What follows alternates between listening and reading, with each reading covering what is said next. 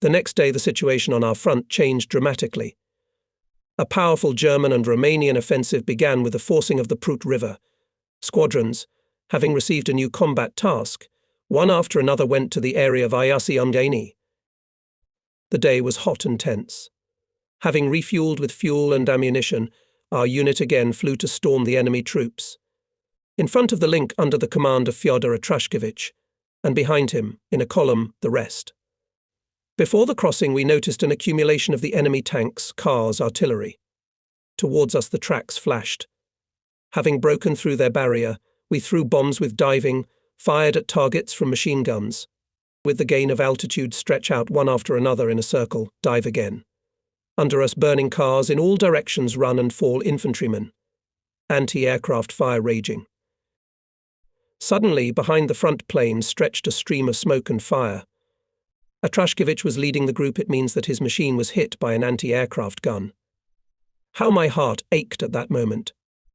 Everyone was watching the plane of the squadron commander. The flames flared up. It was clear that he would not reach his own. And suddenly the plane, from a horizontal position, went into a dive. It was clear that he aimed into the thick of the enemy's equipment. The explosion scattered it. Our commander died a heroic death. Whether Atrashkevich decided to go for a ram or was killed in the air, we will never know. There was no radio station on the plane. All of us knew him as a brave air fighter, intelligent and soulful man, demanding and thoughtful commander. In the most difficult time of the Great Patriotic War, in its initial period, he taught us to fight, learned himself, was an example of selflessness.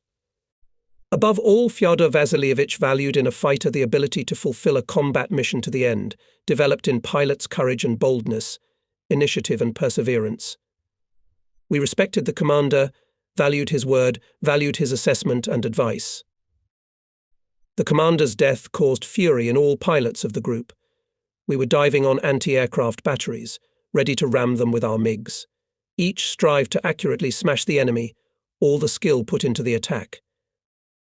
Having landed, I did not move away from the plane, waiting for the pilots. To me slowly approached technician Fyodor Vasilievich Atrashkevich. He already realized by the numbers of downed planes the commander did not return from the mission. But approaching me, he still did not lose hope. There was still a thought in him. Atrashkevich was not killed. He threw himself out with a parachute or sat down involuntarily. He asked in a strangled voice, "What about the commander, Comrade Senior Lieutenant?" "He's gone," I replied with difficulty. "An anti-aircraft gun shot him down." We stand there silent, with our heads down. Such is the fate of a combat crew. Pilots die in the sky, and technicians long survive the loss. Blood spilled in battle, even stronger strengthens the battle friendship between the flight and technical staff. Having seen off a pilot in combat flight, each technician is eagerly awaiting his return. He anxiously looks at the horizon, carefully watches the flight numbers of landing vehicles. These moments bring him joy or sorrow. When pilots rest after a busy day of fighting, technicians and motorists have time to patch up all the holes in the aircraft, remove the damaged engine, put a new one. Successes in the sky largely depend on the golden hands of these people, their unparalleled patriotism and diligence. To my airplane gathered the entire squadron. Ivanov came out of the approaching MK. I reported to him the circumstances of the death of F.V. Atrashkevich. Such a man and commander lost. Ivanov said with a sigh. For a while he stood silently experiencing the loss. Then he looked around at everyone. "Well, why are you hanging your noses? The living should beat the enemy even more viciously and avenge their dead comrades." Ivanov's words didn't make it any easier, but somehow everyone cheered up and raised their heads at once. Until the arrival of Sokolov squadron commander appointed Pokrishkin. All looked at me. What were they thinking about? Maybe about Atrashkevich. He was a real commander. I was thinking about whether I could cope with the duties assigned to me in this difficult period. I realized that I had all the responsibility for the people and combat activity of the squadron. I knew that I would have to act in isolation from the regiment. It is not easy to replace such a commander as Fyodor Vasilievich. Pokrishkin immediately sent an advance team to Sinseria. Afterward, come to the command post to clarify all the issues of your work there. Having already got into the car, ordered V.P. Ivanov. Yes, comrade regiment commander. An hour later, cars with personnel, ammunition and fuel stretched into a column, dusted on the road to the west. The field near the Moldavian village of Sinshraya should become our jump-off airfield closer to the front line. I already knew that from it we would make assault strikes on enemy columns and make sorties to intercept enemy planes, raids on Hitler's troop concentrations. By the evening of the next day, Mayaki was informed by telephone that Sinshraya was ready to receive us. Having made sorties for assault and reconnaissance in the morning, the squadron in full squadron soon landed at the airfield near Sinshraya. The commissar of our unit, Barishev, appointed by the chief of the commandant's office, met me and showed me everything that had been done on this field to ensure combat operations. The advance team worked hard. There were shelters for fuel and ammunition, trenches for personnel, and a small dugout for the command post. The airfield had a serious disadvantage: the limited size of the runway. The landing of an airplane had to be extremely precise. An error in the calculation threatened a flying accident. It is good that the squadron pilots were trained to land with gas, and their first landing was without breakage. This is how the new method of landing calculation came in handy in combat conditions. Combat reality forced us to adopt everything new and advanced, which gave birth to creative initiative. I gathered the pilots. Once again, now already in place, reminded about the features of landing, and then offered a thoughtful version of the day's actions. We were to make assault strikes in 2 directions in the area of Ungaini, roads from it to Kishinev, and also northwest of Balti, where Hitlerites, having forced Prut, were on the offensive. It seemed to me that the most expedient to act on these disconnected directions as a single group, as a part of the whole squadron. In this case, 2 or 3 links strike, and one suppresses anti-aircraft fire and covers the attackers from surprise attacks of enemy fighters. Under such conditions, the strikes will be more effective and we will suffer fewer losses. I knew from myself that the condition of a pilot going into an assault attack is much higher when you feel the elbow of a comrade. You know that you are covered. Air fighter more accurately goes to the target, more reliably hit it. When there is no one near you at the moment of an assault, you are distracted by the inspection of the airspace and can make mistakes in aiming. Following Suvorov's rule, every soldier must know his maneuver. I consulted with the pilots.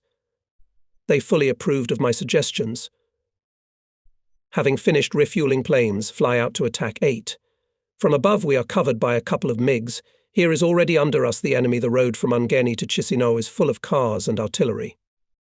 Ehrlichen shells are flying towards us. The covering pair dives on the anti-aircraft battery and suppresses it. We, having dropped bombs on clusters of vehicles, became in a circle and began to process targets with guns and machine guns. Everyone acted bravely, diligently. Already leaving for the airfield, I looked back. I can't hide columns of smoke from burning cars pleased my eyes. And the group had no losses. Only one airplane received serious damage from anti-aircraft fire, but landed safely. He immediately engaged in technicians. In the hands of these skilled craftsmen, the machine by morning was again in full combat readiness. Then they made a combat sortie to the area northwest of Balti. But now the attacking group was strengthened. It consisted of 2 links, and covering as part of a link.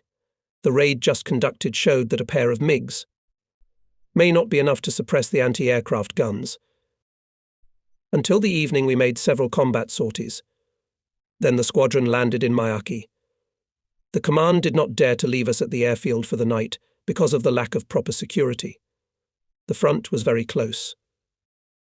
Regimental Commander Ivanov listened to the report on the results of actions in the area of Sinshery silently. He clarified the results of the day. For some reason your work is dissatisfied with Osipenko.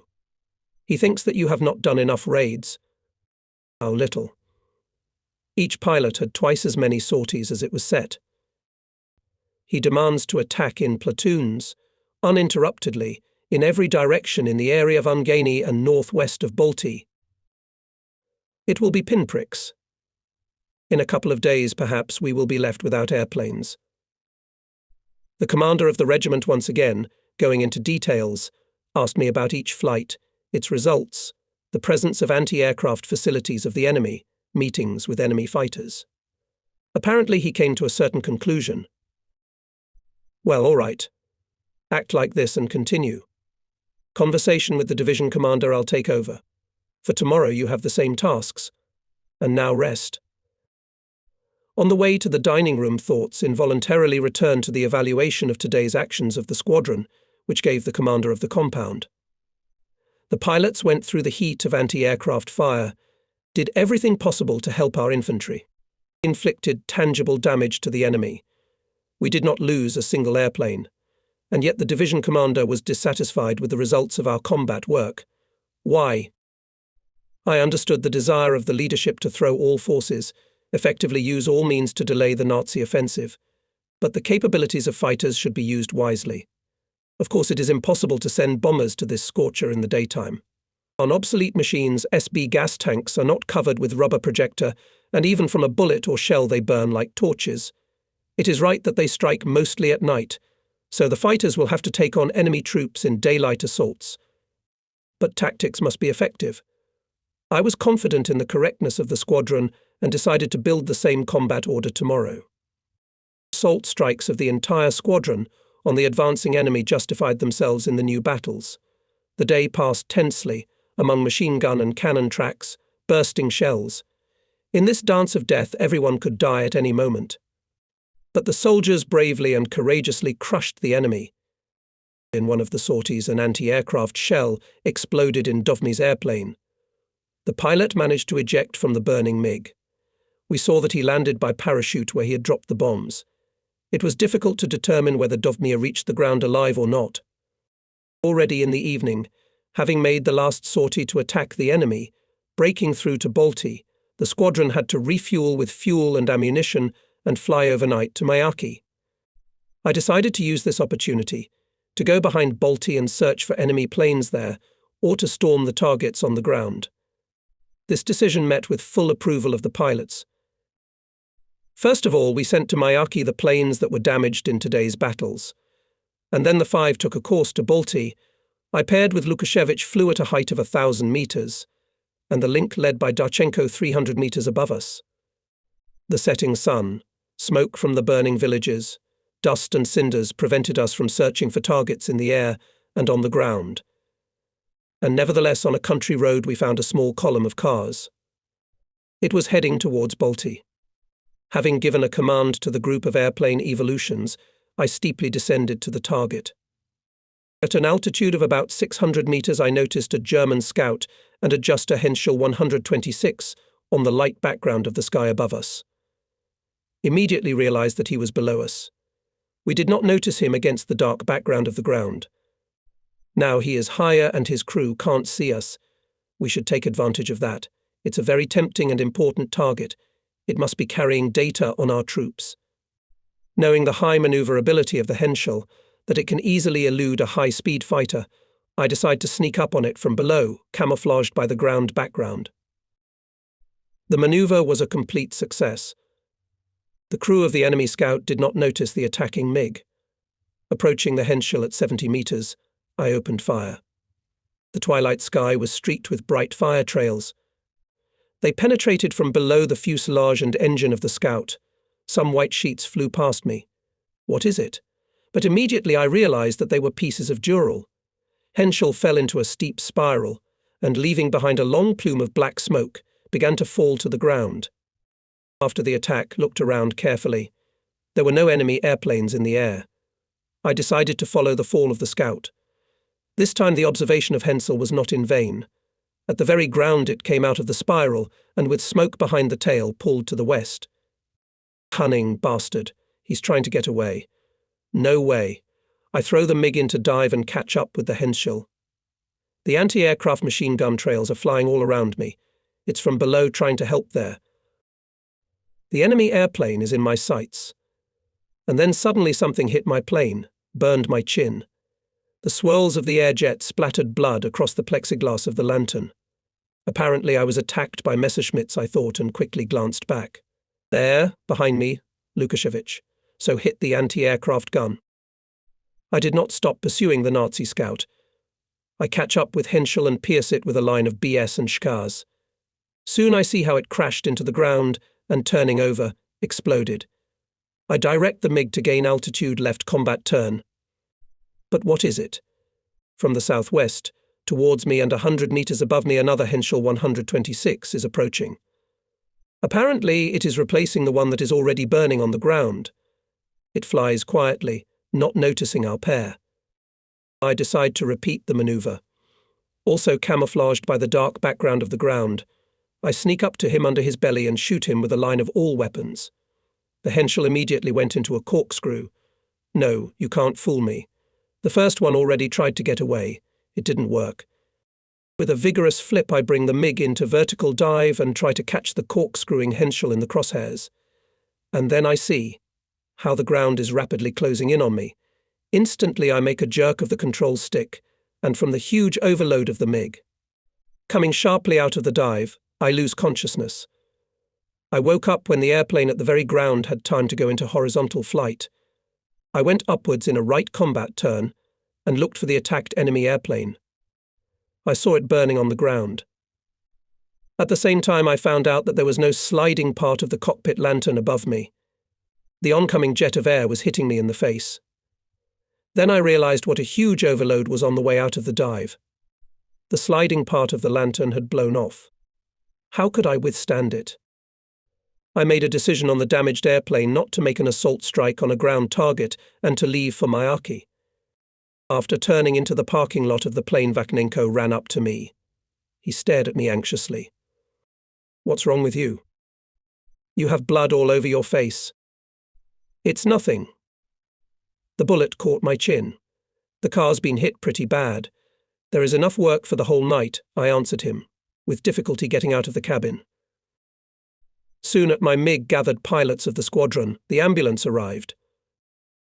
"Let's go to the sanitary unit," demanded the doctor. "Do not interfere, doctor. Let us talk about the battle. Please wipe the blood from your face." Briefly shared impressions of the combat flight, and Vakhnenko at that time carefully examined the airplane, the parachute. Then came to me, waited for a pause in our conversation. "Well, Comrade Commander, you were born in a shirt, to live until the end of the war after such an incident." "What are you talking about?" "Look at the way the bullet bypassed you. You were at the top of the narrow triangle of the bullet's flight, and you were saved from death by some millimeters," said the technician. "What are you saying?" "Interesting." "That's right. The bullet was a good one. It entered the right side of the cabin and caught the shoulder straps of the parachute on the back, hit the roller of the sliding part of the lantern on the left side, ricocheted off to the right again, catching the chin and damaging the lantern. Yes, millimeters saved a life." Having reported to the regiment commander about the results of the combat day and the last sortie, I again analysed the course of the battle with Henschel. I was all twitchy when I reconstructed in detail the dive attack. It almost led to a collision with the ground. The conclusion is clear: before going into an attack, you must assess the situation well. Haste in battle is dangerous. It has nothing to do with energetic, decisive actions. That's how, on bitter experience, another rule of combat was born. And the only thing that saved me from death was high physical training, the ability to endure great overloads. So step by step the peculiarities of fighting were learned and mastered, experience came, qualities necessary for a real fighter were formed. The morning confused all our battle plans, came from the north cold air masses. They covered the airfields of the division with fog. It was impossible to fly. The pilots, who arrived at the airfield at dawn, immediately collapsed on the covers under the wings of airplanes. The short nights of the first days of July did not allow for a good rest. Sleep was not only short, but also disturbing. The pilots were shouting something during their sleep, reliving again the combat events of the past day. After such a dream, from early dawn to darkness, air battles, assaults, other combat work. Fog soon cleared the airfield. The regiment commander immediately sent to scout the weather pilot Dubinin. It was a reasonable decision. The weather service does not give data, but the weather is the main thing for us now. Immediately after takeoff, I-16 disappeared in the fog. The sound of its engine gradually faded. We had to wait for Dubinin's return. I went along the parking lot to talk to the technical staff. It's not often that I have time for that. With engineer Kopilov, we once again discussed what work should be done on the aircraft in the near future, how to replenish supplies, so necessary in combat conditions, where to get tools. Talked with the armament, some technicians. I see, under the wing of the airplane, Dyachenko gathered almost all the pilots of the squadron. There was laughter. I approached them. What are you arguing about? Why are you awake? Yes, here Dyachenko compares our assaults to the performances of gymnasts under the dome of the circus, explained Lukashevich. So we argued. Why, comrade commander? A lot of similarities. We in the assault spinning over the enemy and risk ourselves, as gymnasts in the performance without insurance. Exciting moment, deadly dangerous number, under the dome of the circus is announced. The drums beat, and everyone holds their breath and waits. Gymnasts sometimes fall off the trapeze. Finish the jar. While there is still time, sleep, I strictly said, and went further along the parking lot. I was walking and thought maybe such conversations distract pilots from heavy thoughts, serve as a kind of discharge. They honestly fulfill their duty. Each of them indivisibly believes in our victory, doing everything to bring this bright day closer. 2 hours passed, and Dubinin was still not there. It's useless to wait. We can only hope that he sat down somewhere involuntarily because of fuel exhaustion or engine failure. What really happened to Dubinin we learned only a few days later, and the following happened. Over the front line, the fog cleared earlier than in our area. The weather became clear. The absence of Soviet aviation in the air allowed Hitler's pilots to fly with impunity. A pair of Mi-109s detected a single I-16 and did their best to shoot down Dubinin. Maneuvering near the ground, he masterfully evaded from under the tracks of Messerschmitts. Without success, the Nazi pilots decided to take the I-16 in pincers. Dubinin, looking at the rear, did not notice the haystack and caught it. I-16 bounced upwards from the impact. The main 109 attacking head-on did not have time to dodge and crashed into the keel of our plane. From the second strong impact broke the harness, and Dubinin was thrown out of the cockpit. The enemy pilot burned in the wreckage of his airplane. Fortunately, all this happened before the eyes of local residents. They took Dubinin to the hospital, where he lay without memory for more than a week. After recovery, Dubinin could no longer fly Dubinin and moved to the staff work. By 11 o'clock the sun warmed up, and the fog quickly began to dissipate. The pilots were impatiently waiting for permission to take off. Finally, Ivanov arrived and ordered me to gather the pilots to receive their assignments. I immediately sent motorists for the flying staff. The commander of the regiment ordered Selivestov to fly out to reconnoitre the advance of enemy troops in the direction of Balti, as well as crossings across the Prut. An independent task was assigned to Fijichev's wing. 2 units under the command of Ivanov himself were to fly out to storm the enemy troops on the road Ungeni-Balti. In this 6 was also my link. I silently listened to the tasks for the day. Although I will not hide, I was concerned. However, I understood that such a method of action was in accordance with the requirements of the division commander. Apparently, to restore order in the squadron, Ivanov that day and came to us in Syria. A premonition suggested that today's day would not end well. Soon Selivestov's and Fijichev's squadrons took to the air. 20 minutes later, our 6 flew out. We set a course for Balti. Soon on the road, which led from the south to the city, we found a large column of covered cars. White circles on the roofs were clearly visible from above. Above the column calmly circled Scout Henschel 126. E.P. Ivanov attacked it and set it on fire. The plane began to fall, and suddenly the left wingman in Ivanov's wing rushed after him. Caught up and at a height of 300 meters opened fire. Attack already burning enemy aircraft surprised me. By the location of planes in the links, I determined that Semyonov took this maneuver. Almost colliding with the Henschel, he sharply turned aside and up. Such rude actions in piloting at low speed MiG-3 does not tolerate.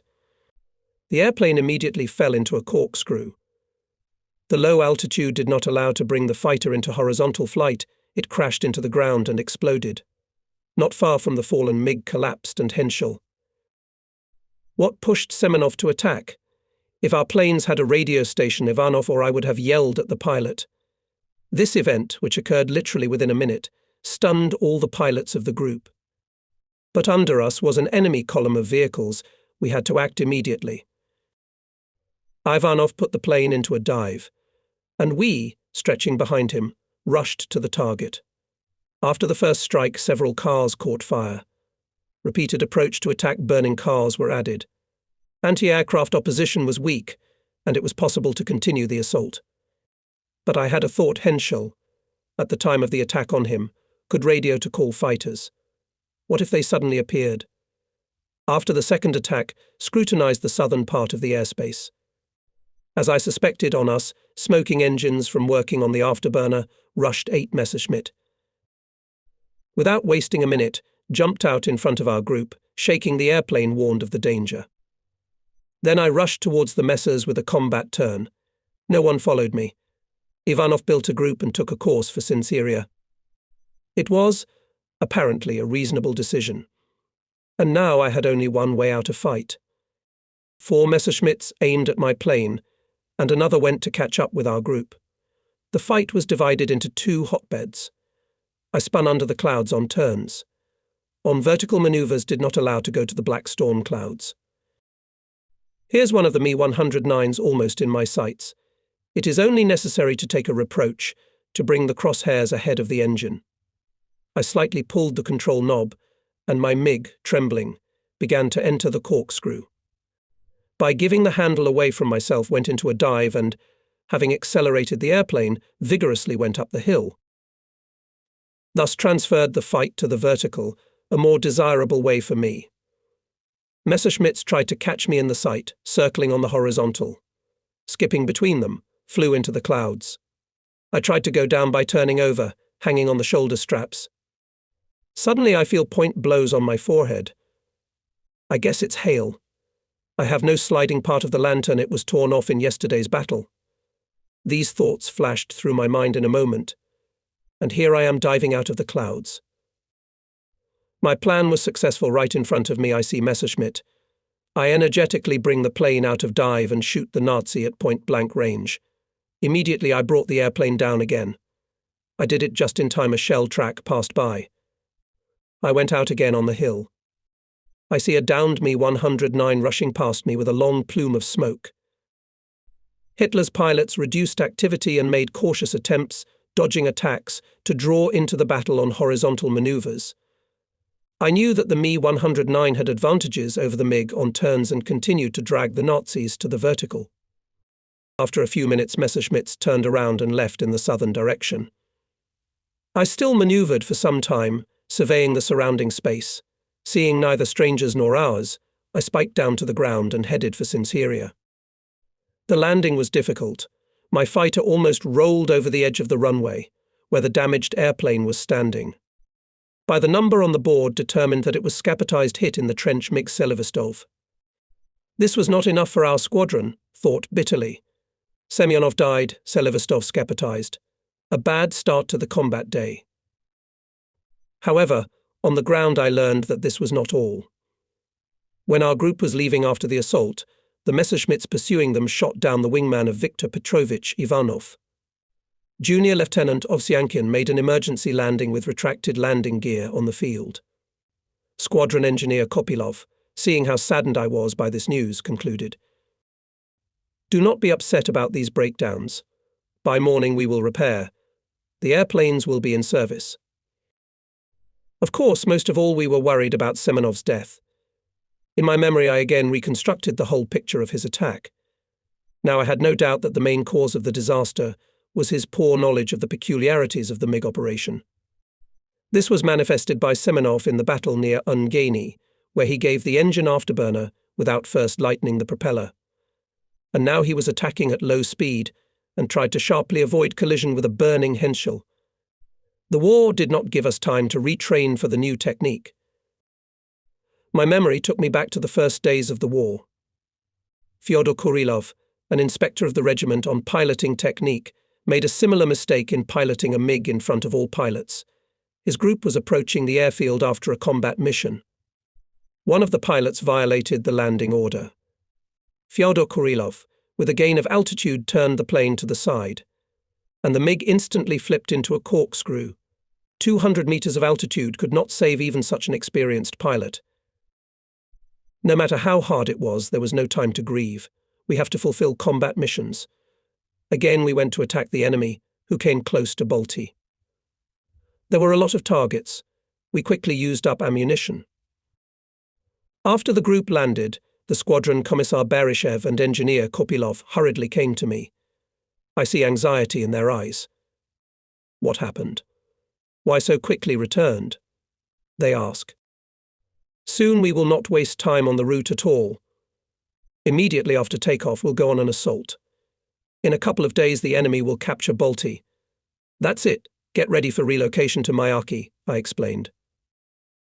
And when will we leave here? Asked Commissar Bereshev. Ivanov is now at the command post to find out this question from Osipenko. Although the orders are dictated by the enemy, you do not leave here without orders, or you will be court-martialed. Calmly, we must prepare equipment and people for departure. Don't leave a single cartridge or a single liter of fuel.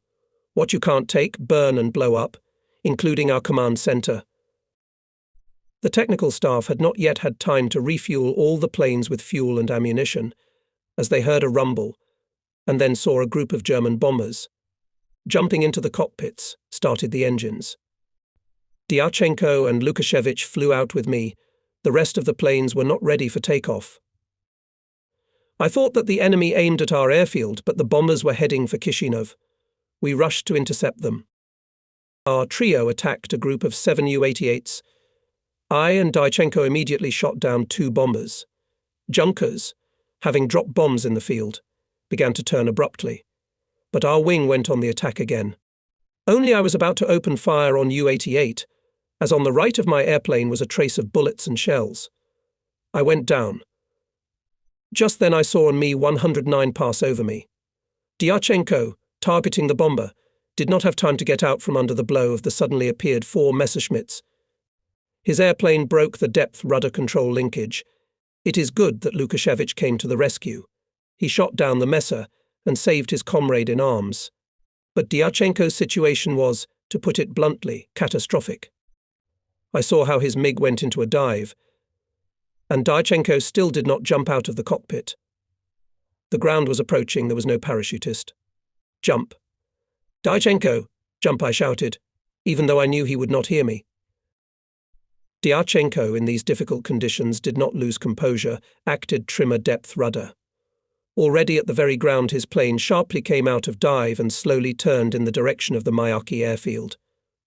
Lukashevich caught up with him and accompanied him, ready, if necessary, to repel enemy fighters. We knew their habit to finish wounded aircraft. While these events were taking place, the bombers, followed by a trio of Mi-109s, turned around and went west. It was good that Messers did not continue the fight, for the situation for us was clearly unfavorable. In the evening it became clear why Dyachenko could not leave the plane. He did not have the strength to throw back the sliding part of the cockpit lantern, and what a big guy he was. However, with the help of trimmer, man managed to take the plane out of dive. Everything ended with only damage to the propeller of the airplane, if not to count the depth rudder control rod broken by the shell. This case revealed a design defect in the cockpit lantern.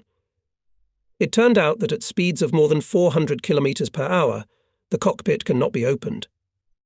After that, at the request of the pilot's engineers, removed the movable part of the lantern, although it somewhat reduced the maximum speed of the MiG-3.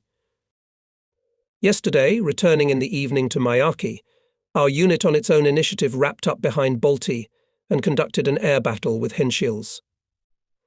Late this afternoon, the regiment commander assigned us the task for the last sortie by the group to attack the enemy on the road Ungeni-Balti. After that, we could return to Myaki. Everything was clear. But just before the flight, Ivanov came to my airplane and gave me an additional order from the compound headquarters. After this flight, the group should land here, in Sinseri, refuel with fuel and ammunition, and then fly to Myaki. During the flight, you are ordered to go behind Balti, find enemy planes or ground targets and destroy them. Comrade Commander, I said, you can't do that today. There is a powerful thunderstorm activity all around, including in Miyake. Darkness will come earlier for about 30 minutes. We will not have time to land at dusk. We'll have to land at night. Many pilots of the group did not fly at night. In such conditions there may be losses. Please call Osipenko and explain all this. Ivanov went to the command post and tried to clarify the task. However, nothing came out of it. Regimental commander handed me a categorical instruction from the commander to precisely fulfill his order.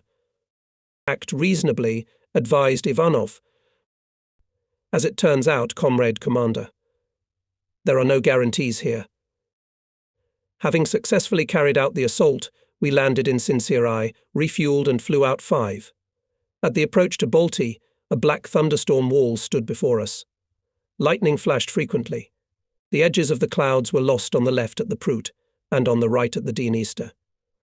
It was impossible to bypass the stormy area. We had to go straight through it.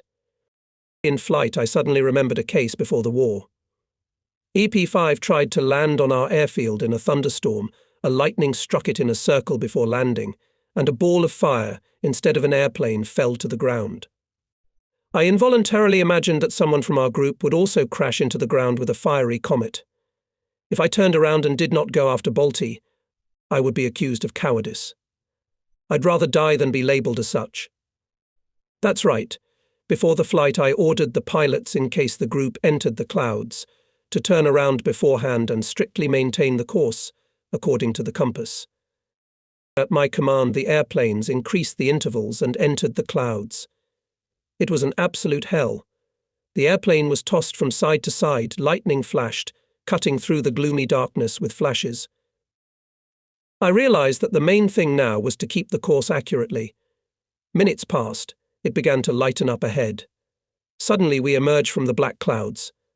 That's it, we're through. I looked to the right and left. Fidjichev's Link and my wingman Greatchev are unharmed, all alive. I felt cheerful at once. And now we have to keep our eyes open to look for the enemy. There were no enemy planes. Apparently the German command did not dare to take risks at this evening hour. Soon we found artillery batteries. They were preparing positions, fired artillerymen, cannons and howitzers, as well as standing nearby tractor-trailers.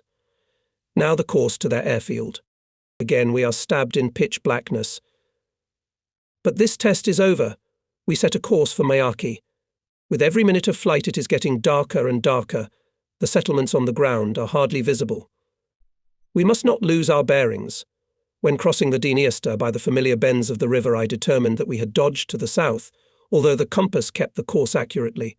It was dark below, and the population was keeping a light disguise. In these conditions it is difficult to find characteristic landmarks and make corrections to the route. I realized that in the darkness we can skip the lighthouses.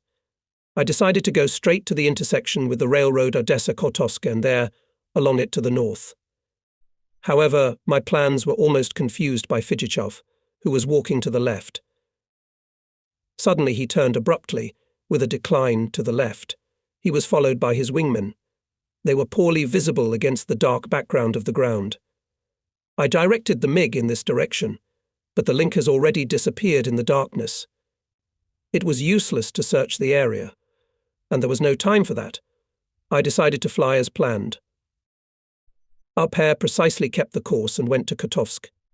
From there we could already see rockets taking off from the Miyake airfield. After landing I asked the technician Vatnenko, who ran up, "Did Fidjichev's wing land?" "No." Night darkness covered the airfield. It was useless to wait for pilots. Upset, with heavy thoughts, I went to the command post. What about them? Well, if they landed on some neighbouring airfield, but if on the field, then it could end in a disaster or breakdown of airplanes. Violation of flight discipline in flight angered me. Fidjichov is a squadron commander. How could he do that? He risked the safety of his subordinates, put in a difficult situation squadron. After hearing my report, Ivanov gave the command to the officers of the headquarters to call the nearest airfields and suggested, Let's go to the canteen. By morning everything will be clearer. Now you will be easier. Sokolov arrived from the course. And you'll go to your duties, you'll be his deputy. How happy this message made me. Anatoly Sokolov is an experienced squadron commander. Even the division command considers him, not like me, acting. It's a pity that by the time he returned from the course, we gave him so much trouble. In the dining room gathered all the flying staff, only from our squadron pilots were few. Seeing me, Sokolov came up and, smiling, said hello. Are you not happy about my arrival in the regiment? Why so upset? He asked. Here your arrival is only one joy, and is among a pile of troubles. What happened? Oh, it's a long story. Today is a day of total failure in the squadron. It's Black Friday. I briefly outlined today's events and told you about the breakup with Fijichev's group. Don't worry. Things happen in war.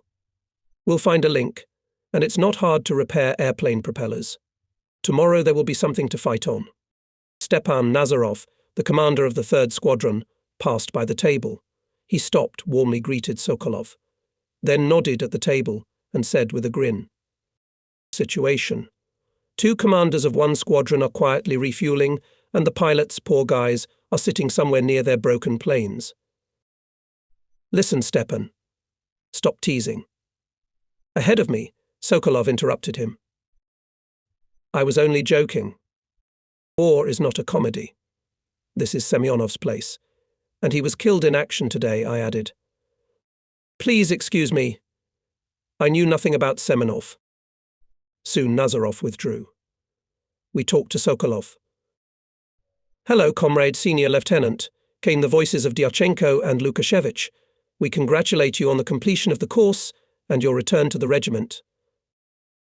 Hello. Glad to see you. Sit down at the table. Sokolov offered in a friendly manner. I ran away from the course. Everyone's at war, and we're studying the methodology of flight work organization. Is Pankratov back too?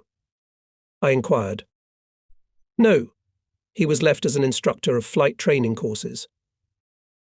It's a pity. He is so needed here now. A healthy guy and a great pilot, I said regretfully. At that moment I could not foresee that in a few days my second closest friend, Pankratov, would crash on Ut-1, corkscrewing on landing. Then I turned to Dyachenko. You almost made me stutter. I was yelling at you to jump. I almost tore my voice. What happened to you? Just horror. When we hit a bomber, I saw you guys go back on the attack. So I followed you. Just as I took aim, I heard explosions in the tail of my MiG. I dived to the left and saw Lukashevich hit the cockpit of the Messer that attacked me. I took the control knob on myself, but it dangled in vain like a dog's tail. I decided to jump, but the lantern does not open. The ground is getting closer. Well, I think, Lenya, it's the end for you. We'll kiss the ground one last time and then we'll be done for good. But then I remembered about the depth rudder trimmer. I turned it on myself. MiG came out of dive over the ground. I don't realize whether I'm over Moldavia or in the other world. I can't decide whether to cry or laugh. Well, how did you manage to land with a broken control? Sokolov, who listened attentively to Dyachenko, asked, why did not leave the plane? I felt sorry. What kind of fighter without an airplane? Trimmer brought the MiG to a landing and landed. Only pity I made horns out of the propeller. That's how Dyachenko finished his story in a joking way. But it took a great deal of will, courage, skill to land a combat vehicle in such a difficult situation. This is heroism. And you inspired me with your story about the lantern, I said. The sliding part of it has a frame of steel tubes. Yesterday in the battle I blew it off, and today I flew without it. And that, I think, affected the deviation of the compass. That's why apparently when flying to Miyake compass took us to the right, I suggested about deviation from the route during the flight. It's possible. Tomorrow morning I'll scroll your plane and eliminate the deviation. The navigator of the regiment, Paul Palik Kryukov, confirmed my guess. It's a small thing. and whether we have time to replace the propellers on 3 airplanes before morning.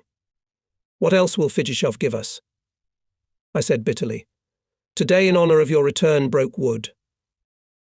Do not worry. Technicians will repair the machines quickly, Sokolov reassured me. Well, let's go on vacation. With the squadron commander, we went to the dormitory. I asked Sokolov permission to test the cabin lantern. I was seriously concerned about the case with Dyachenko. Sokolov approved my proposal. Good. You tomorrow continue to lead the squadron, and I will familiarize myself with its affairs. Feeling that now I will not be able to sleep well, I decided to go to the command post and learn about the fate of the Link Fidjiv. Inquiries to the nearest airfields did not give positive results. I couldn't sleep for a long time, and as soon as I dozed off I was up.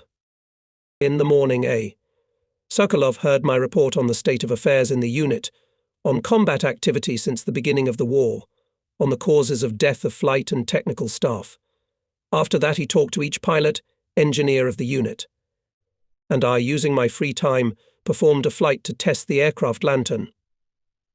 The test confirmed the fears of Dyachenko. I reported it, and Sokolov and I went to the regiment commander. After yesterday's incident with Dyachenko, Pokrishkin tried to open the lantern in flight. At a speed of more than 400 kilometers, the lantern with great difficulty slides behind the back of the seat and put on the locks.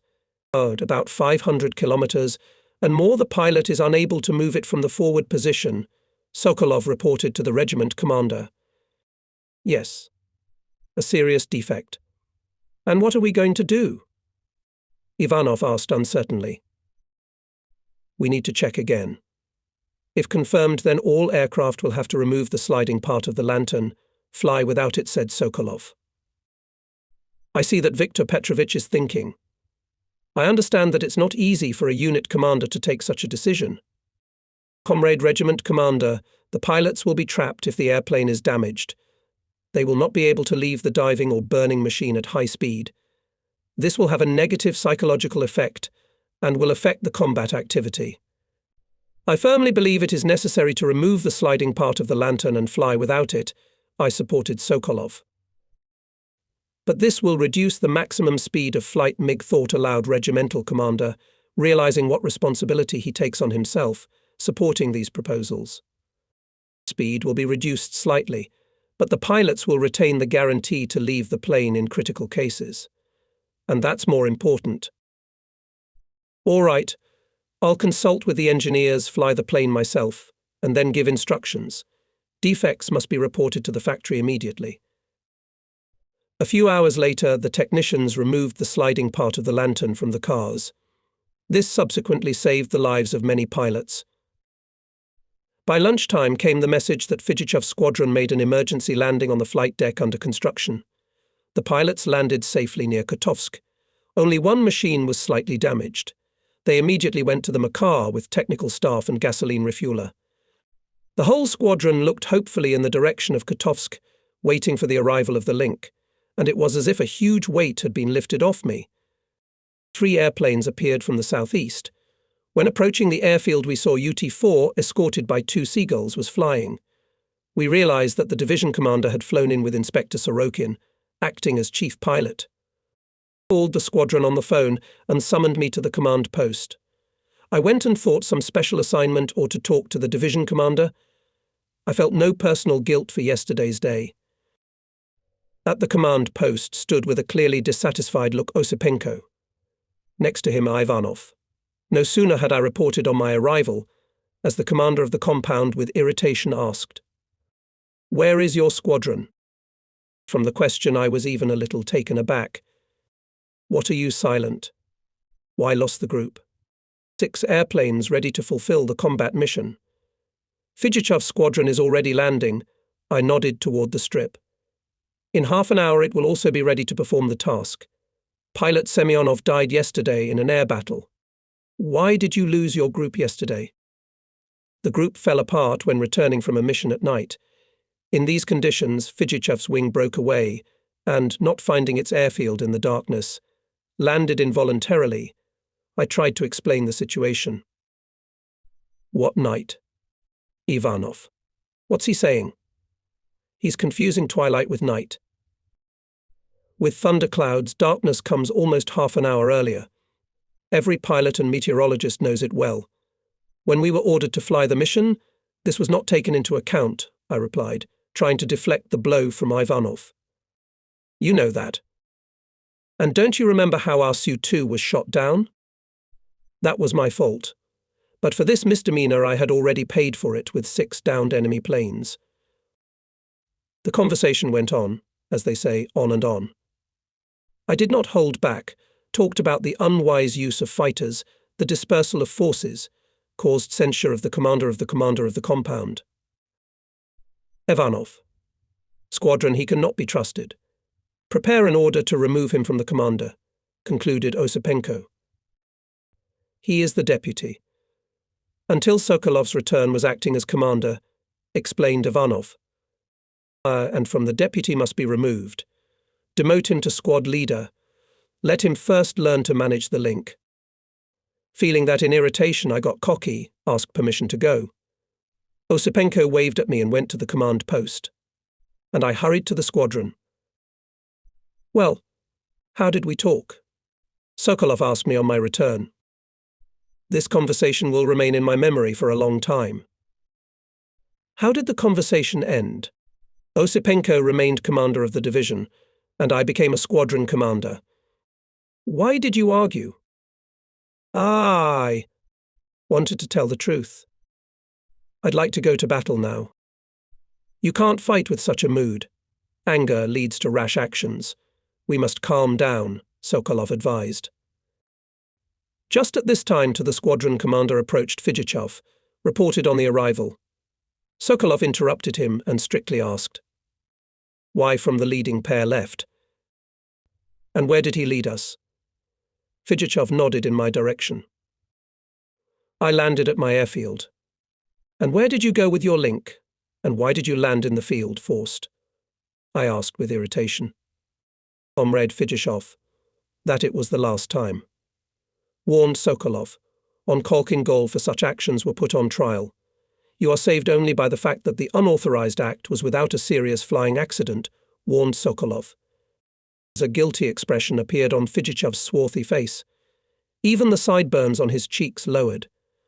Apparently only now he began to realize what he had done.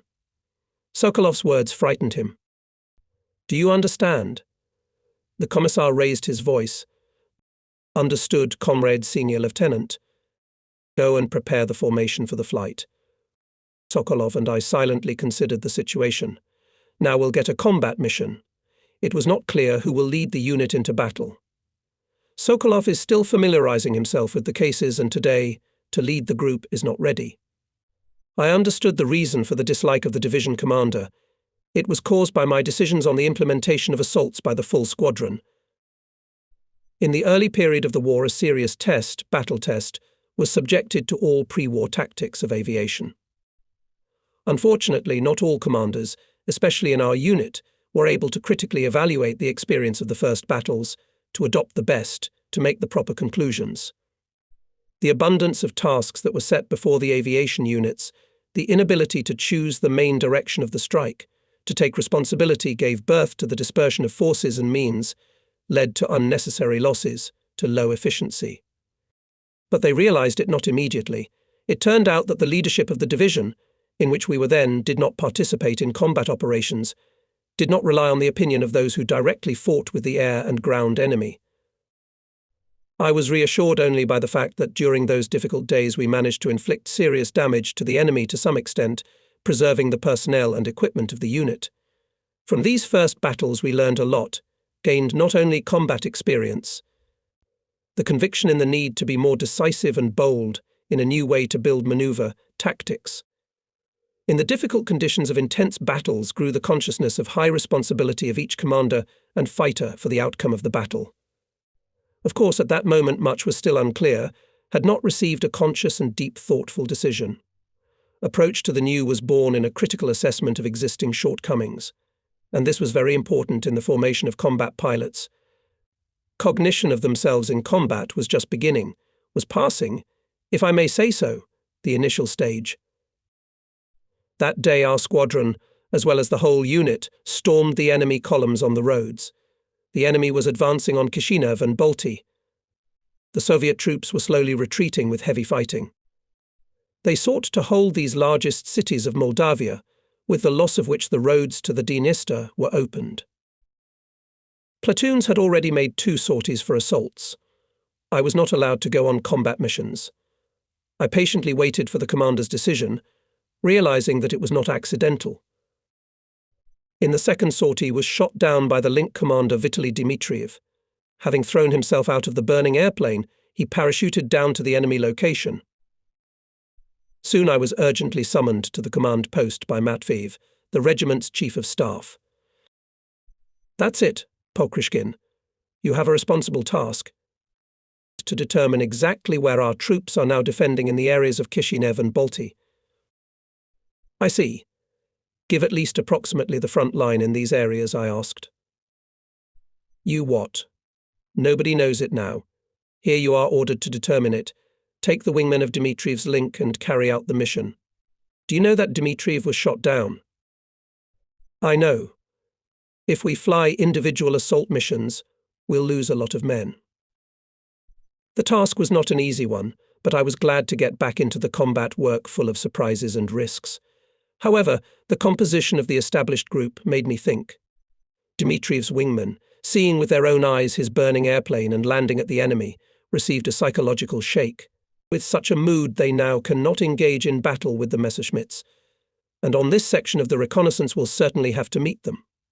So it is necessary now to provide for all the measures.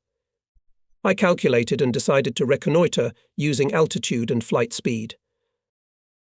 North of Balti, the group came out at an altitude of about 3,900 meters and immediately headed south. Such a height was not taken in vain. It is difficult for the enemy anti-aircraft gunners to hit us. Large-caliber anti-aircraft guns are well aimed at 3,500–4,000 meters, at round figures. Inspecting from the height of a large space, on the fires, dust on the roads, and on the ruptures of artillery shells determined the line on which our troops were defending. But it was still an estimate. It was necessary to specify a number of details. Behind Kishinev, using the altitude, we from the side of the sun went into a steep descent and accelerated high speed. During the descent, on a crossing course, below us, met 4 Messerschmitts. They, thinking that we were attacking them, panicked. And when they calmed down and decided to fight, our small group was already far from them. Whizzing by the ground, along the line of defence, we examined the situation in detail. Before leaving for Mayaki, again gained altitude, and having spiked once again past west of Sinchari. I was concerned about the fate of our commandant's office. It is located in this settlement. We returned to the airfield. I reported in detail to the regiment commander VP. Ivanov the situation at the front. The enemy cut into the defence southeast of Balti. Apparently seeks to cut the road to Chisinau. Now his large columns are 10 kilometers from Singeri. We must immediately remove our commandant's office from there. It's clear. Matveev. He turned to the chief of staff. Report to the division the results of the reconnaissance. The regiment commander once again examined the map, on which they drew the line of contact with the enemy, his columns on the roads. Send out 2 units in succession to attack the enemy in the area of Sinchari, he instructed. And what should I do next? The main task for you is reconnaissance, Ivanov replied. Comrade Regiment Commander, I am a fighter pilot. I want to fight in the air and storm the enemy on the ground. Don't be in a hurry. Everything will happen. And the reconnaissance and the battle. At the parking lot, Sokolov told me about the new arrangement of planes in the squadron. He decided Selivestov's and Fidjichev's squads should consist of 3 airplanes each, and mine and his of pairs. In my pair of permanent wingmen was appointed Dyachenko. Sokolov took Lukashevich as wingman in his pair. It was a reasonable decision. It lifted my spirits. I will not hide. After the conversation with Ivanov, I came out quite depressed. My heart wanted to fight, and in the course of reconnaissance it was necessary to avoid fights most of the time. And now get ready to fly my wingman, ordered Sokolov. Selivostov's squadron had already left for Singseria for an assault. To replace them, we'll fly 5. I don't know Sincherea, but you'll help me find it. Yes, comrade commander, I shouted, happy to participate in real combat work. Having finished the assault, the group passed over our airfield. There our rifle units were already preparing defensive positions. We landed at sunset. Gathered at Sokolov's plain, we shared impressions of the combat day, and then came a tarataika with sandwiches and dry Moldavian wine. In the last days there was such intense combat work that there was no time to have lunch. The commander of the Airfield Service Battalion organized the delivery of tea and sandwiches directly to the aircraft. Fidjichov, who, like me, was flying in Sokolov's group, poured a mug of wine. Sasha, stop being angry. Let's have a snack. It's still a long way to dinner, he suggested. I don't feel like it. To the company. It's late, and we won't have to fly out. Come on. A sip wouldn't hurt, I agreed. But we didn't have time to eat. An Emka with a staff officer drove up. He gave the order to fly a group to cover the Ribnitsa bridge across the Dniester. On it, according to the received data, a group of enemy bombers is coming. In one fell swoop, we were in the airplanes. We took off, barraged over the bridge until deep dusk. There were no bombers. We set a course for home. Soon we spotted a Junkers just above. It was a single long-range Scout U-88. He was going west with a decrease. The group immediately turned to his tail and attacked. I was closest to the Junkers. I hit the top gunner with a shot and started to get closer to hit the engines from a short distance. Suddenly, past the wing of my airplane, there was a trace to the enemy Scout. I looked to the left. Fidjichov was shooting. He walked behind and to the side of my plane and was firing past me at the bomber. It may hit my plane, and even worse, we will collide, flashed a thought. I decided not to interfere with Fidjichov and ducked under the Junkers, immediately made a slide, took aim at the cockpit pilots and the lower gunner. But the enemy gunner was ahead of me. His line precisely hit the canopy of the lantern of my plane. Some pieces flew sideways. In the face hit a powerful airstream. In the same second, almost machine control knob and foot I gave sharply to the right and left from under the trace of fire. There was no plexiglass in the cockpit visor, only the metal frame remained. Neither was the collimator sight mounted under the visor. There was nothing to aim at. The oncoming air was hitting my face. The only thing left was to go to the airfield. I immediately broke away from Fidjichov's pair and went down. At the parking lot met Vakhnenko. He examined the airplane carefully, thought, once again examined the cockpit. Lucky you, Commander. The bullet hit right in the sighting light. If it had been off by 2 centimeters in any direction, you would have been killed. You weren't even hit. Surprisingly, not a scratch, I replied. Troubled you tonight.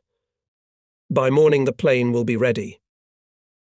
Fidjichov and his wingman sat down and came up to me. What happened? Why did you leave? I showed my hand on the airplane lantern. The pilots examined the damage. What a mess you've had.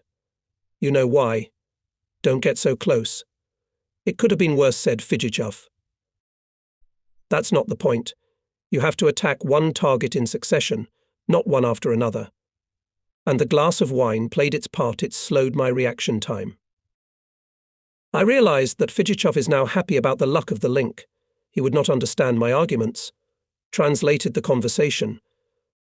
Junkers shot down. In the air began to burn. Congratulations to your link with the victory. Shook hands, and then jumped on the wing of the MiG and began to scrutinize the damage in the cockpit once again. In the morning I flew again in a pair with Leonid Dyachenko on reconnaissance in the area of Balti. The city was already captured by the enemy. On the road from the direction of Floresti, convoys and artillery were drawn into it. To hit them in the afternoon, the division sent 9 SB accompanied by our 7 MiG. Oh, and it was painful to fly at low speed on MiGs, guarding outdated in its speed data bombers. But such a combat order was established by pre-war instructions. Now he did not provide us with the ability to fight on vertical maneuvers in case of attack by enemy fighters. The bombers acted boldly and daringly. They accurately hit the target, inflicted considerable damage to the enemy. They worked skillfully. When returning home, we were overtaken by a group of Messerschmitts. They came higher and, descending, quickly approached our group. We had to act vigorously. Do not let them be the first to strike. Jumping out in front of Sokolov, rocking MiG, I warned the group commander about the appearance of the enemy. With a combat turn, went towards the Messerschmitts. Frontal attack of my MiG-8 Me-109 did not take. Leaping past, they rushed to the bombers. Vigorously turned around with the engine afterburner on. I rushed after the Messers. One pair of Me-109s, separated from their group, aimed at a lagging SB, which apparently was damaged by anti-aircraft over Balti. I rushed to his aid. The leader of the pair of Me-109s opened fire. A few seconds late, I hit him with my Q. The downed Messerschmitt collapsed on the wing, went into a dive and exploded on the ground. Our bomber went with a steep descent, leaving behind a jet of black smoke. Shot down. Didn't have time to help, I thought, and decided to escort the bombed SB going for a forced landing. At a height of 300 meters from the bomber burst out fire, and immediately near the plane opened 3 parachutes. I was glad that the whole crew was alive. Our group of MiGs, repelling the attacks of 6 Me-109 on horizontal maneuvers, the battle was unsuccessful. Messerschmitt shot down the bomber, hit the plane of our pilot Stepan Komleva. Wounded, he ejected with a parachute. Early in the morning from the division received the task to scout the crossings across the Prut. It was not easy. The crossings were located in the deep rear of the advancing enemy. Fidjichov and his wingman Lukashevich were assigned to carry out the reconnaissance. We, with Dyachenko, had to cover his pair from a possible attack of enemy fighters. But it turned out that my wingman could not start the engine. We flew 3 of us. Thus, when attacked by Messerschmitts, I alone had to restrain them in combat and protect Fidjichev's pair. From the very beginning of the war, I, like some other pilots, was a supporter of not a trio, but a pair. It better provides maneuver in aerial combat. Now I was flying solo, covering the pair. Maneuver, of course, provided, but help in a difficult situation to wait for no one. The flight to reconnaissance of the crossing to Ungaini, in the heat of anti-aircraft fire, was not easy. We also knew that enemy fighters were based at Iasi airfield, and this is close to the crossings. However, we had to fulfill the combat mission accurately even in this situation. We understood its importance. We crossed the Dniester and came north of Orhai. Small enemy columns of vehicles and artillery were moving along the highway in the direction of Kishinev. Fidjichov, followed by Lukashevich, started shelling them. In vain they storm, I thought. They may be left without ammunition if they have to take the battle. Soon our group reached the Prut about 70 kilometers north of Ungaina. Above the river, Fidjichov's pair turned south and flew along the river valley at low altitude. I was surprised at this decision. We would not be able to suddenly appear in the area of crossings. In the river valley, anti-aircraft gunners will easily detect us and meet us with organized fire. And so it happened. At the approach to the crossings ahead of us, and on both sides stretched trails, Fidjichov's pair immediately descended to the water itself. I realized that in order to get out from under this powerful and dense fire, it was necessary to switch from low flight altitude to extremely low altitude. I dived down under the tracks, pressed against the water, almost clinging to it with the propeller. Due to the decrease, I overtook Fidjichev's pair and was to the left of it. At that time, Lukashevich saw a high bank with trees ahead of him. Suddenly, he switched to the left bearing and was only a few meters away from me. In order not to collide, I pulled the plane up 30 meters and let it pass under me. In these seconds, I heard 3 explosions of anti-aircraft shells. They hit the engine. I gave the control stick away from me and barely managed to level the plane at the water. Immediately began interruptions in the engine, shaking of the airplane.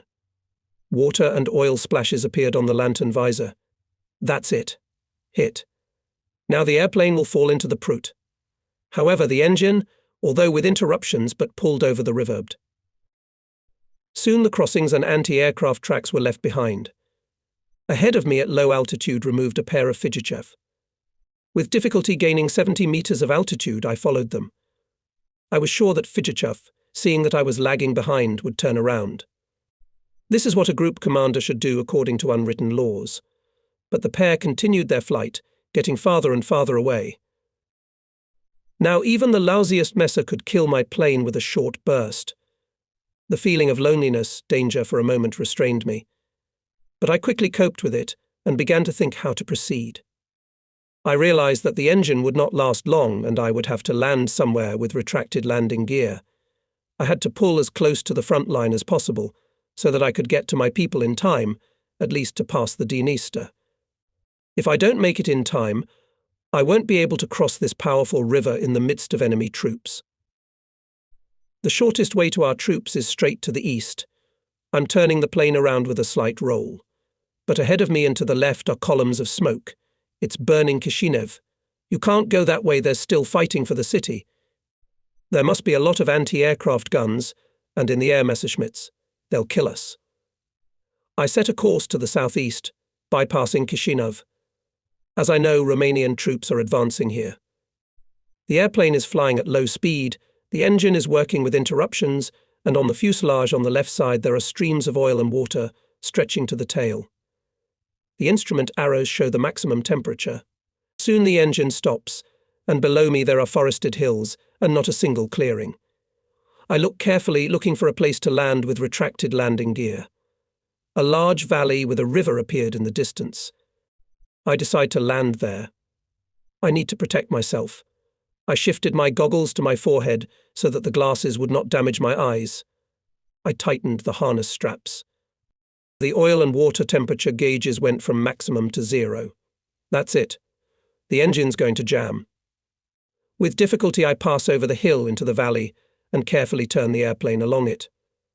And I see a long column of enemy vehicles and guns moving along the road.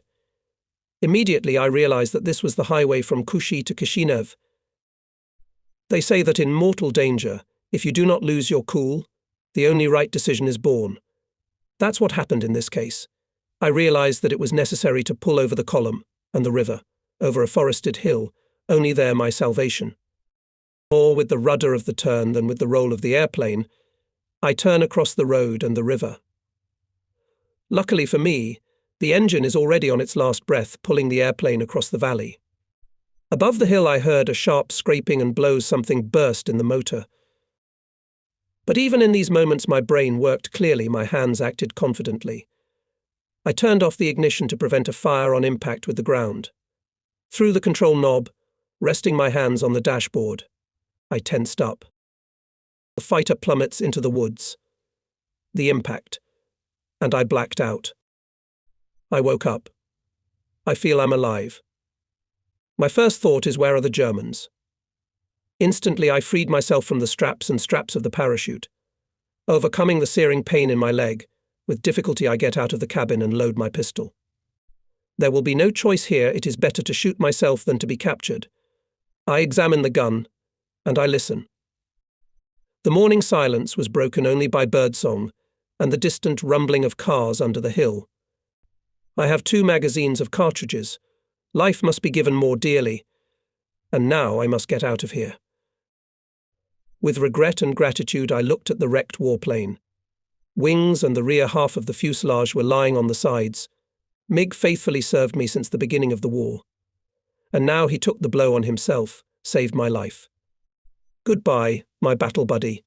By the sun and watches determining the direction, all day long I was sneaking eastward through the forest, cornfields and vineyards to the Dniester.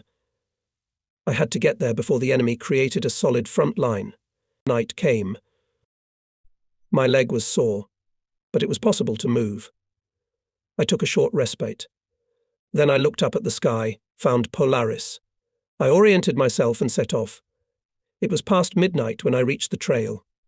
It led me along the high bank of the rivulet. Suddenly I saw a silhouette of a man ahead of me. At the same second I stumbled and fell under the cliff on my injured leg. In a rage of pain, forgetting about caution, I headed towards the silhouette with a gun in my hand. It turned out that he had mistaken the crucifixion of Christ for a man. It's not uncommon in those places, and it became even more difficult to walk. Every step gave a sharp pain. I had to find some kind of transportation. I wouldn't get far with this injury. And the morning had already begun. Slowly walking, I scrutinized the area. I see a man up ahead. I could tell from the patched clothes that he was a poor man. He won't give me away. I headed towards him. I could see a village not far away. I approached the peasant. "How do you do?" "Hello." And he looks at me with fear. "Don't be afraid. I'm a Soviet pilot. Are there any Germans in the village?" "No." "Are there any of the leaders of the village council?" "No one." "It's been a week since they left. Can you show me where the village council was located?" The Moldavanin showed me a house under a red iron roof, clearly visible from the hill where we were. Then I saw that not far away, in the grass, sat a girl, the daughter of a peasant. She bravely got up and brought a bag with food. I hadn't eaten anything for 24 hours. Cornbread and wild pears seemed unusually tasty to me. With difficulty I reached the former village council. Several men were sitting on a stake near the house. They were talking. When they saw me, they fell silent. I said hello and asked them to take me to the railroad station. They started talking at once, saying that it was dangerous, and there were no horses. I had to remind them that it was wartime, and that I was not travelling on personal business. They found a couple of horses and a taratayka. Only in the evening the Moldavian and I arrived at the station of Canary. But the railroaders serving it had left for the rear 5 days ago. It's deserted. What to do? Where to go next? I looked bitterly at the charred ruins of the station. A poorly dressed old man came up to me. "Where did the pilot come from?" he asked. We got to talking. "This morning I heard the horn of a locomotive behind that hill. That's where the railroad runs. Go there," he advised me. It was already dark when we arrived at the Kashani station. There were platforms and a locomotive on the tracks. Who is there? Ours or the enemy? It was difficult to see in the twilight. I decided to take a risk and drive up to the station. It turned out that our soldiers were at the station. The commander of the unit looked at me with surprise when I introduced myself to him. I briefly told him about my journey. "How did you get through?" "There is a forest by the road, where we had just fought with the Romanians," he shook his head. "And all my worries are gone like a wave of a hand. I'm among my own. And it doesn't matter at all that there was a battle and tomorrow morning the last echelon leaves on this road. It didn't interest me at all now. I ate my porridge with appetite and drank it with water. Then, forgetting everything, I fell asleep. Only on the 4th day after the flight to Ungeni I returned to my regiment. I was already considered dead there. They even wrote in the logbook missing in action. The pilots and technicians took some of my things as a memento. This order arose spontaneously, and not only in our flying unit. I went straight to the command post. I told Ivanov about my experiences. It was felt that the regiment commander was sincerely and deeply pleased with my return. "Now, Pokrishkin, do not worry about anything. Treat and rest," he advised. In the squadron my appearance pleased all pilots and technicians, and Fidjichov even began to justify himself. "I and Lukashevich flew again to the area of Ungeni, looking for you," he said. "Valia, if you had shown concern and looked back in time, you should not have flown out to look for me," I told him in my heart, and not wanting to aggravate our relationship, went to Sokolov's plane. And then I still had to go to the sanitary unit. My leg was swollen, strained in the ordeal, and it was giving out a deafening pain. In fact, by the evening I could not walk. I lay in the ward, again and again returning mentally to the past days. I listened to the rumble of airplanes, holding back impatience. I wanted to get up and hurry to the parking lot. On the 2nd day at lunchtime the door to the ward opened. I see the regiment commissar G.E. Chupakov coming in. "Well, are you lying down, Stalin's falcon?" he said from the threshold. "Tell me how you flew." briefly told Grigory Efimovich the story of the flight, everything as it was. "We should have given gas, pulling away to their own," says Chupakov. "I couldn't, the engine wasn't pulling. And how was it at the front? I didn't see any newspapers while I was sneaking to the regiment." There is a lot of new information. I brought you the material with Joseph Stalin's speech. He addressed the nation on the radio the day you were shot down. The commissar, having handed me the materials, was in no hurry to leave. He sat silently while I impatiently looked through the speech of the General Secretary of the Central Committee of the All-Union Communist Party of Bolsheviks. "You leave it? I'll read it carefully." "Of course. Here are the answers to many questions that bother everyone." The commissar went to the other chambers, and I once again, now carefully, read the speech of Stalin. The tone of the address to the people, tasks, assessments, everything was important to me.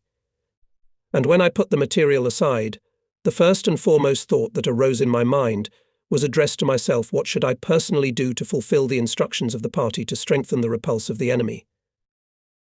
Chupakov came in an hour later. I read the question in his gaze. "I understand everything, Comrade Commissar. It's no time for me to lie down. I must go to the squadron." The commissar grinned. He must have noticed a stick at the head of the bunk, on which I leaned when I went to the sanitary unit. "Lie down, you have one task to get better quickly. But you need to reflect on the results of the battles. I feel we'll be fighting for a long time. It's not easy to win over such a dangerous enemy. We must fight bravely, smartly, competently." There was a temporary break in my combat activity. I couldn't fly now. It was necessary to heal and rest. I was very weak for these days and could not withstand the flight overloads. However, it was not in my character to stare aimlessly at the ceiling. I decided to use my free time to analyze the past period of combat activity. The need for this had arisen before, but the combat work from early morning until late evening did not give such an opportunity. Now there was nothing to prevent such an analysis. The habit to reflect and think over my actions was developed in the years when I worked as a toolmaker at the SIB Combine plant. This quality was brought up in me by the head of the tool shop, an excellent master, a magician of his work. It used to happen that you would bring a complicated tool or pattern to him for delivery and wait for a decision. I remember once he scrutinized my product, measured it, and then he said in a fatherly way, "You're accurate, but you can't see the soul in the mold. What kind of soul can there be in metal?" That's right. Metal has no soul. But you must have a soul in your work. You have to make the tool so that it would be a pleasure for you and those who will use your tool, so that they would be afraid to touch the mold with dirty hands and would not throw it on the workbench, but gently put it in a velvet case. But then 2 weeks won't be enough to make it, I tried to justify myself. A week is enough if you think about a reasonable order of work. His exacting nature instilled in me precision in my work, the desire to reflect on my actions. This habit was also reflected in the mastering of flying. I think that it was this quality allowed me to graduate from Krasnodar Aeroclub, to master in a short time to fly a fighter, to learn how to pilot it. And now, forced to be suspended from flying, I thought over my small combat experience, made conclusions for the future. What bothered me first of all? Why, along with victories, I often arrive at the airfield with holes in the airplane, and from the last sortie came on foot. After all, I know piloting techniques and weapons normally. No one reproached me for timidity. The combat fighter is not bad either. What is the reason for failures? And I began to think about it self-critically, without discounts. Unfortunately, there were many mistakes. Mainly the unsuccessful actions in the battle were due to my mistakes, as well as due to the blunders of other pilots who were in the same group with me on a combat mission. At the same time, there were many reasons that occurred through no fault of the flight crew. They occurred due to shortcomings in the construction of the combat order, because of the fact that not made the right conclusions from the first battles with the enemy. And battles in the air showed that many of the techniques of combat operations, which we mastered in the pre-war period, forms of building a combat order outdated, do not correspond to the practice of today, do not work to win. The defeat of my airplane over the crossing in Ungeni by an anti-aircraft gun made me even more convinced that a group of 3 airplanes is not suitable for fighters. It constrains the maneuver not only of the leader, but also of the wingmen, does not ensure their safety, can lead to a collision. When I found myself in the position of Fijichev's left wingman, Lukashevich's change of formation from the right to the left bearing almost ended in a collision between the planes. It was good that I saw Lukashevich coming from the side. Freedom of maneuver for the rearrangement of wingmen is provided only in the combat order of the pair. 3-plane formation is peculiar to bombers. It provides them with the defense of the rear sector, but it is not suitable for fighters as attackers. The combat order of a fighter group of 4 or more aircraft should be built with the dispersion of pairs along the front and height. In this formation achieves high maneuverability of the group. Pilots are less distracted by prudence to prevent collision with each other. Their main focus is on finding the enemy. There was another very serious reason that negatively affected our combat activity, the effectiveness of combat operations. This is the lack of radio communication on our fighters. Radio communication provides clear control in the air, allows you to warn pilots of danger. Due to the lack of radio on our fighters, we were forced to operate primitive evolutions of airplanes. In the first air battles affected and shortcomings in the tactical training of the pre-war period. The pilots developed skills to fly in dense combat formation, suitable only for parades. But this is exactly how to fly required instructions and manuals. In order to switch to open combat orders, it was necessary to change the psychological habits of the pilots. And this is not easy. Analysis of the conducted battles, their own and pilots of the squadron, suggested that attacks on air and ground targets must be conducted at high speed. This will ensure the suddenness of the blow, create a large angular velocity of movement in the firing of enemy fighters, gunners, bombers, and anti-aircraft gunners. Confirmation of this was my fight with 5 Mi-109s. By a high-speed attack I, having skipped the wingman of the 3, shot down the leading one and saved Semenov. I got damage to my airplane because I lost a few seconds watching the burning Messerschmitt. If I had not delayed after destroying the enemy's airplane and vigorously went up, I would not have come under fire. When attacking a U-88 Scout, my plane was seriously damaged because I attacked at the same speed as the Junkers. Then I was saved from death by the sight, which took the bullet on itself. In a similar position was Yakovlev in the Battle of Kotovsky. But then the bullet, having passed the sight, hit him in the face. Tried to think very carefully and our actions when flying together with bombers. The main reason of failures in escorting SB was low speed of fighters, and as a consequence of this fighting on horizontal maneuvers. The conclusion was the same: escorting bombers, especially obsolete designs, should be performed only at high speed. To obtain it, it is necessary to escort links and pairs of flight to make a serpentine flight above and behind the bombers, echeloned by height. In this case, pairs and links of fighters, according to my views, should build a snake towards each other for mutual cover. This is the scissors method of escorting. In those days I came to a conclusion. I had to put my thoughts on paper to think over schemes and proofs. Leaning on a stick, I went shopping in the village of Miyake. I bought soap, toothbrush and powder. And most importantly, a common school notebook. I also bought a miniature suitcase which could easily be placed behind the armoured back of the plane when flying to other airfields. And such a prospect was clearly looming in view of the retreat of our troops to the east. In a notebook I wrote a title: Tactics of Fighters in Battle. Then I began to write down my considerations and calculations, to make schemes. One late afternoon a group of pilots of the squadron came to me. They caught me with a notebook. They surrounded me, began to interrogate me with jokes. Especially tried Dyachenko. "Comrade Commander, tell me a secret. What are you writing all this?"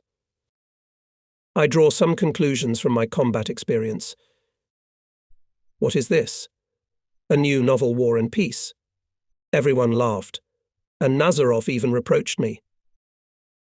You're a combat pilot, but you're writing. Have you decided to give up flying? No, I won't quit flying. But I'm thinking how to fight tactically competent. I've told you briefly about our shortcomings. And what are your conclusions? Stepan Nazarov questioned me persistently. Different ones, taking into account the circumstances of the battle and the task at hand. For example, such a question: you shot down an airplane and continue to fight. Should you watch where it falls? What do you think? You can't look, or you'll end up next to the downed enemy pilot. The pilots were quiet, thinking. Someone asked, "What about the report on the downed airplane?" The bosses will demand the exact place of the crash. If you want to be shot down, then look. Or another question. Is it better to fly in pairs or in links? Of course a link, said Fidjichav. 3 airplanes are stronger than 2. In quantitative terms, 3 planes are stronger, but in maneuverability. I parried. One of the most important requirements for fighters' high maneuverability of the group. We had an interesting conversation. Air fighters have not once participated in battles, analysed the actions. Of course, each of us drew different conclusions. Well, Sasha, compose. The war is just unfolding. To win, you have to be smart in battle. To think in the air, you have to prepare for it on the ground. I concluded. Combat requires thought, guys. Of course, analysing past battles occupied me, but my comrades were fighting, and I was sitting on the ground. Unable to endure, on the 3rd day after returning to the regiment, leaning on a stick, went to his squadron. Lately, however, I have not been much involved in the affairs of the unit. All the time I gave my link and flights to combat missions. Now, walking through the parking lot, with interest watched the work of technical staff, preparing pilots for the next flights. They met me in a friendly manner, with good wishes and sometimes with jokes. I can see why you came to the airfield with a stick, on broken landing gear, smiling, said Selavastov. You want the technicians to repair you. I'm tired of lying down. I want to fly. Are you going to fly with a crutch? Put those thoughts out of your mind and heal yourself. The Nazis are still advancing. But we'll still defeat them. I, Kuzma, can't let others fight the enemy for me. You'll have time to fight. Get better first. We're just about to take off on an assault mission. We'll pay off the anti-aircraft gunners and for you. I wished success to Selavastov's squadron and went on my way. On one of the empty parking lots, drew attention to the work of the weapons mechanic. On the wing elevator, he was attaching a BS machine gun, apparently taken from a wrecked airplane. What are you working on? I want to make an anti-aircraft machine gun in case of a raid on the airfield. You're going to shoot down messers with this homemade machine gun. What can I do? There aren't any anti-aircraft guns on the airfield. I can't calculate the sighting, or I'd have shot it today. I can help you with the calculations. Give me some paper and a pencil. You solve this problem. You see the enemy with your own eyes and know the theory of shooting. If we do it ourselves, we won't be able to do it soon. We should put the sight from the broken MiG, advised the mechanic, and promised to talk about this issue with the engineer of the regiment. I didn't believe in the mechanic's idea, but I wanted to support his good aspiration. I myself like to invent, always with respect for people looking for something new in technology. At one of the parking lots around the MiG with the hoods removed, a group of technical staff was bustling around. They always gathered in such a way that they could repair the airplane damaged in the battle faster. Kopylov led them. He had only recently been appointed chief engineer of the regiment instead of the dead Sholokovich. Seeing me, Kopylov exclaimed, "Here comes the master. We are preparing this airplane for you. We put a new engine, replaced the gas tank and fixed all the holes. Fly and shoot down the Krolts." I went around the plane. There were a lot of patches on its wings and fuselage. One thing I was glad about was the engine sent from the factory. When will the airplane be ready for flight? Soon. We'll start putting the cowls on now. Can you fly it with a sore leg? I can. When it's ready, let me know. I will. I walk through the parking lot and smell the airfield with pleasure. Everything seems familiar. Even the sharp taste of gasoline. Now, under the rays of the rising sun, it evaporates together with the dew and makes me want to get into the air sooner. Soon the airplane was ready for overflight. I carefully inspected it, especially checked the connections of rudders with control levers. I developed this habit in peacetime. I remember, because of incorrect connection of control cables with depth rudders, I almost crashed on a glider. I put my crutch aside, put on a parachute, and with the help of a technician climbed into the cockpit. The engine was running clean on all modes. He took off. He intended to go to the zone and there to test the engine and the airplane. But the overflight was disrupted. After takeoff, the landing gear did not lock. It was impossible to pilot in such a position. But I didn't go for landing right away. In the air, checked how the airplane obeyed the rudders on turns, only then sat down. The technicians quickly eliminated the malfunction, and it was possible to take off again for overflight. At this time arrived at the parking lot Squadron Commander Sokolov. He gathered the flight crew, set the task to attack the airfield in Balti, where the enemy air force was already based. With difficulty I managed to persuade Sokolov to take me in his group. The commander of the regiment Ivanov also agreed to this flight, if they had time to prepare my airplane. The hatred for the enemy, the desire to participate in the attack on the airfield in Balti, where on the first day of the war Komayev's technician and pilots Ovchinnikov and Surov were killed, deprived me of caution. I decided to fly on a virtually untravelled airplane. It was time for the flight. The group started the engines and turned to the start. My wingman and I waited for takeoff. The first link went into the air, followed by our turn. I give full throttle. The airplane runs down the runway. Seconds more, and it will get off the ground. Suddenly the engine cut off. There was silence. It was like a blow to the ears. And ahead is a log with a rivulet, where the airplane will surely scapitize. I clamped the wheel brakes, and, not letting the airplane turn around, stopped at the boundary of the airfield. The wingman, having taken off, is attached to the group. In bewilderment, I sit in the MiG and do not realize what happened. What happened?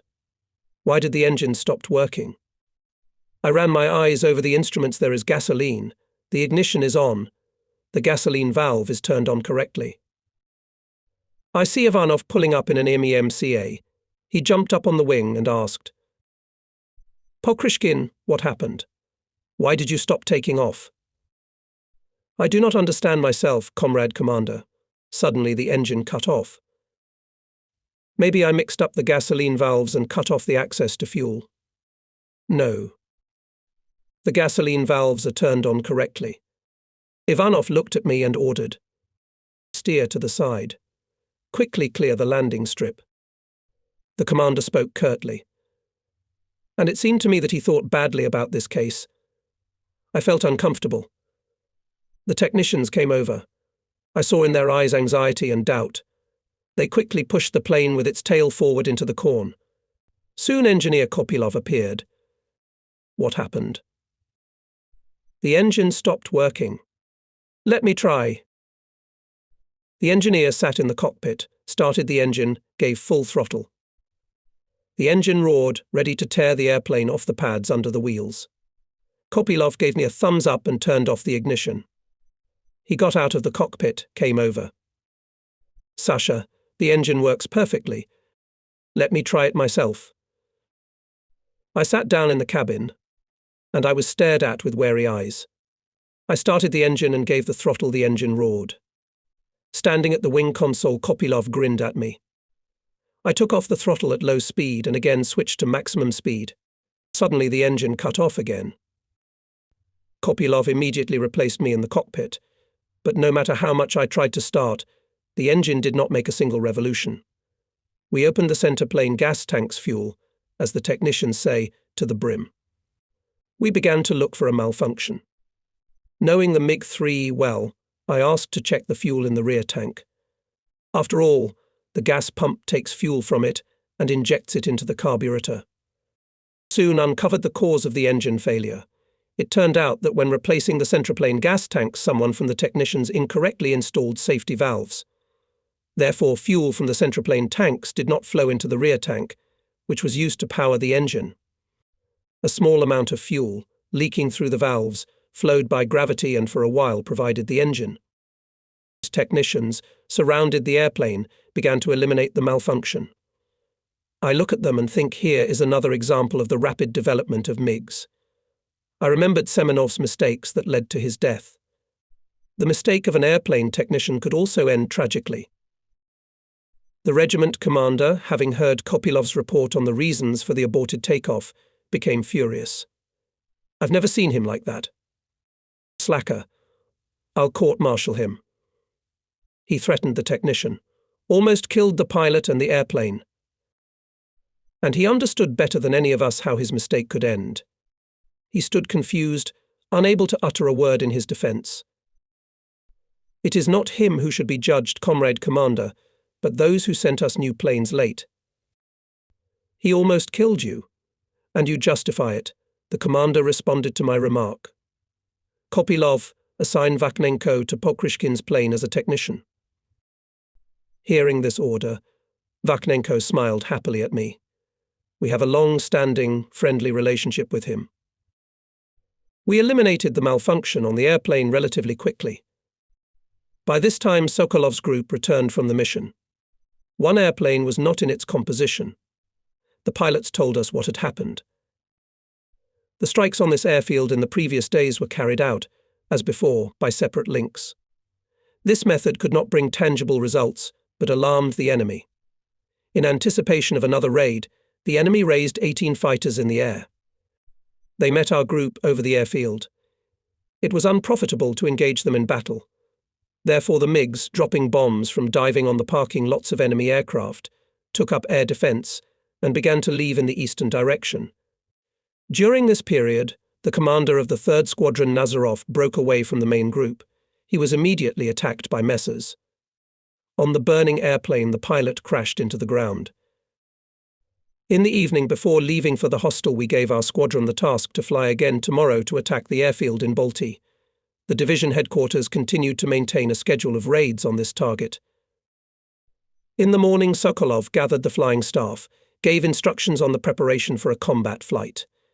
Listening to him, the pilots thought about a possible meeting with enemy fighters, the strong anti-aircraft coverage of the airfield, under fire which will have to storm the enemy planes. The squadron commander tried to take into account the experience of the previous flight. 2 links were planned for a bombing strike and subsequent assault with machine gun fire. My pair was tasked to cover the attackers from enemy fighters and suppress anti-aircraft fire. We were flying at a strafing run. Before the border of the enemy airfield, the group made a hill for dropping bombs. We with Dyachenko immediately went up. There were no Messerschmitts in the air. I cast a glance at the airfield. The group worked accurately. Bombs burst among the Messers, Junkers and gasoline refuelers. Explosions, flames, smoke. This is retaliation for their raids. We caught the enemy successfully. There was refueling of airplanes with fuel. Having regained their senses, anti-aircraft gunners opened fire on our fighters. My Dyachenko and I immediately attacked the Earlikon batteries. We're dive bombing. I see anti-aircraft gunners running for cover. The guns are silent for a while. Other batteries, and there are a lot of them around the airfield, cross fire traces on our planes. My pair storms the batteries one by one.